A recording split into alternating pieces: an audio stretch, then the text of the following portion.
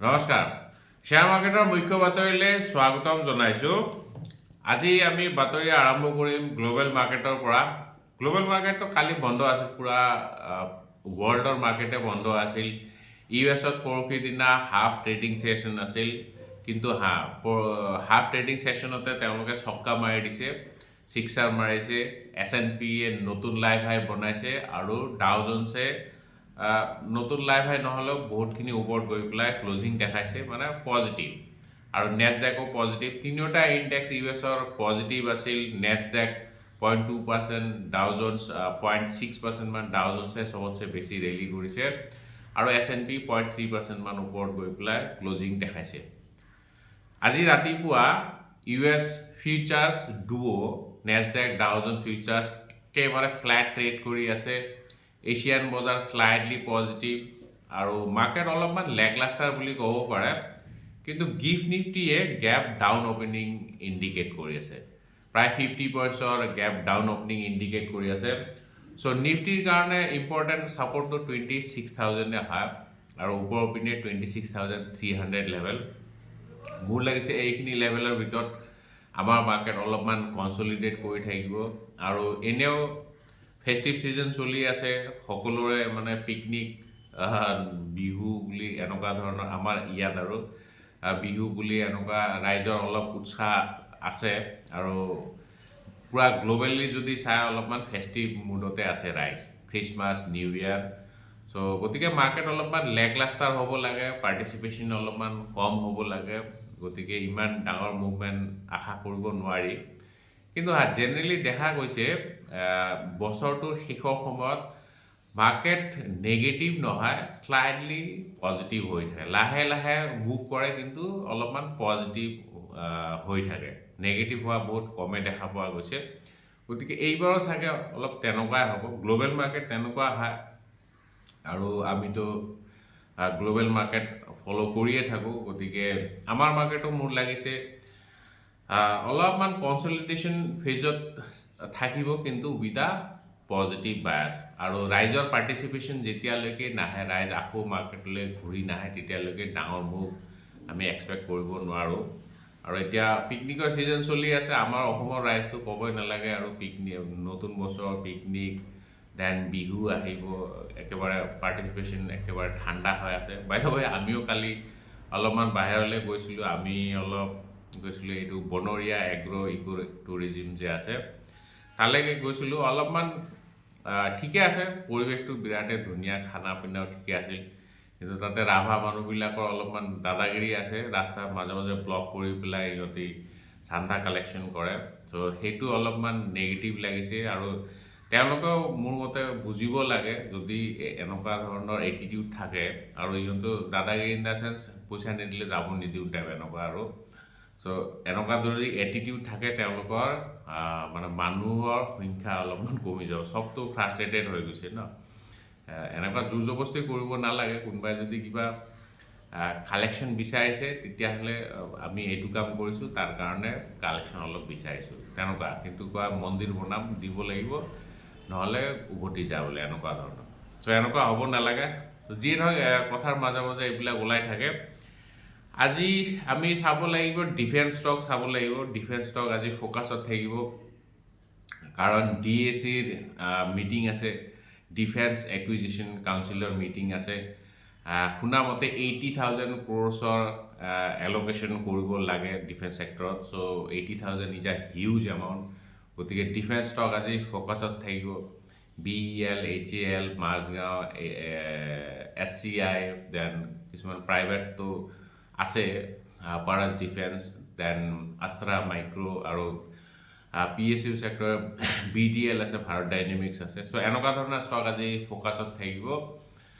And আৰু এটা important news, precious metal, gold আৰু চিলভাৰ, তেওঁলোকতো ৰখাৰ নামেই লোৱা নাই, ব্ৰেক এতিয়াও মাৰাই নাই।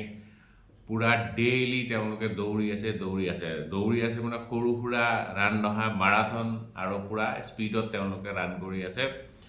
চ' গ'ল্ড আৰু চিলভাৰৰ প্ৰতি চকু ৰাখিব লাগিব। গ'ল্ডে কালি এগেইন নতুন হাই বনাইছে, কালি মানে পৰহি আৰু 1,38,680 হাই বনাইছে। আৰু এইপিনে চিলভাৰে 2,24,430 হাই বনাইছে গতিকে প্ৰিচিয়াছ মেটেল আৰু প্ৰিচিয়াছ হৈ গৈ আছে আৰু লেটছি কিমান দিনলৈকে এই হেৰিটো চলি থাকে কি কয় ৰেলীটো চলি থাকে আৰু যদি ডেটা চাই বিগ প্লেয়াৰ্ছৰ data FII again profit book কৰিছে বা পৰহি ইন দ্য চেন্স ৱেডনেছডে বুধবাৰে 1,700 crores ষ্টক তেওঁলোকে চেল কৰিছে আৰু তাৰ আগদিনা 1,700 crores ষ্টক তেওঁলোকে চেল কৰিছে গতিকে প্ৰায় more than 3,400 crores তেওঁলোকে প্ৰফিট বুক কৰিছে উইদিন 2 days আৰু DI কিন্তু বাই কৰি আছে DI এগেইন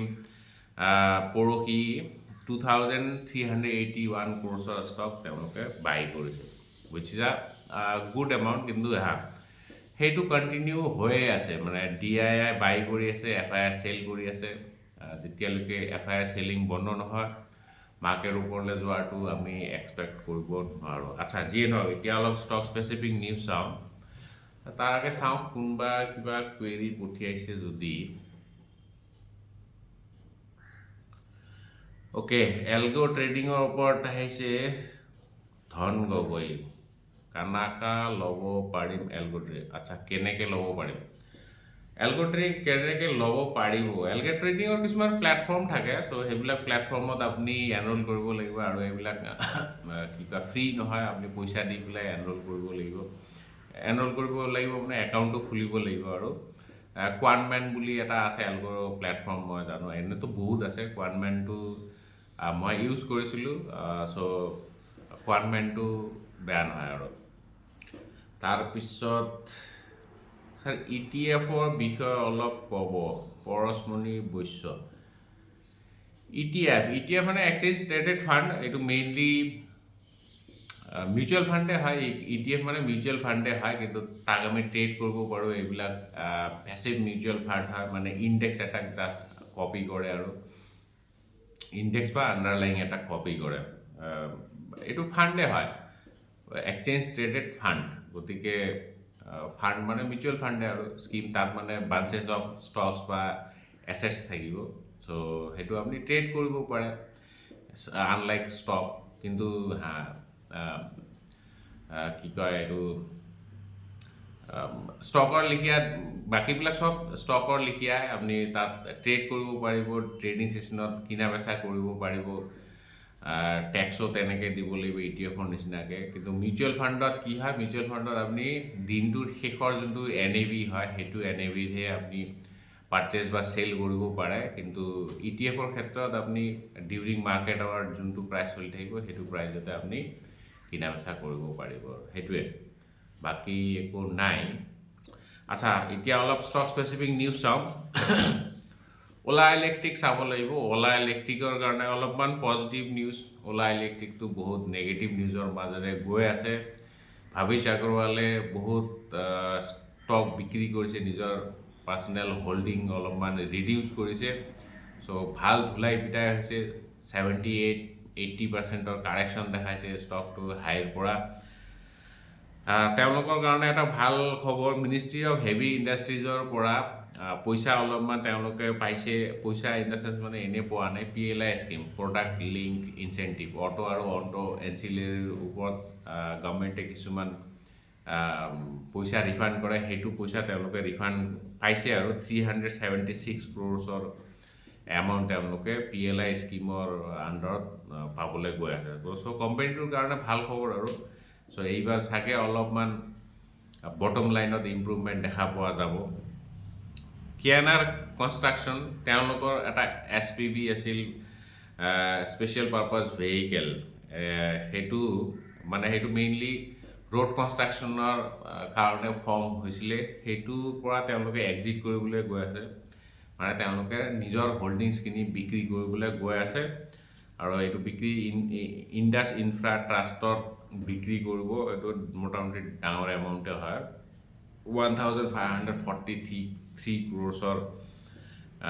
এমাউণ্ট মানে পাব আৰু সেইটো বিক্ৰী কৰি পেলাই 100% ষ্টেক তেওঁলোকে বিক্ৰী কৰিবলৈ গৈ আছে বিক্ৰান ইঞ্জিনিয়াৰিং এইটো ষ্টকটো ফ'কাছত থাকে দুদিনমান আগত আৰু ফ'কাছত আছিল মানে ফ'কাছ ইন দ্য চেন্স অৰ্ডাৰ ৰিচিভ কৰিছিলে কালি পৰহিও এটা অৰ্ডাৰ ৰিচিভ কৰিছে 459 crores অৰ্ডাৰ এটা ৰিচিভ কৰিছে NTPC ৰিনিউৱেবল এনাৰ্জিৰ পৰা চ' তেওঁলোকে 400 মেগাৱাট AC গ্ৰিড কানেক্টেড